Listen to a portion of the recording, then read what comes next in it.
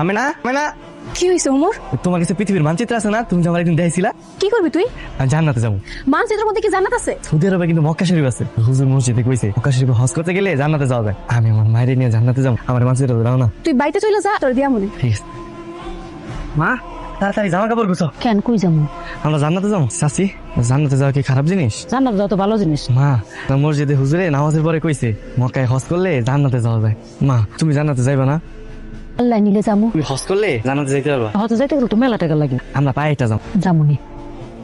এই বাংলাদেশের পরে ভারত, আর ইরাকের পর তোর স্বপ্ন সৌদি আরব।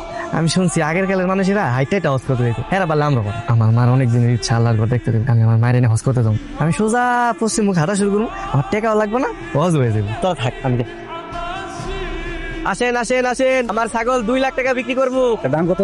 আচ্ছা 2 লাখ টাকা। ছাগলের দাম তো কম হয়ে গেছে, মিনিমাম 2.5 লাখ টাকা।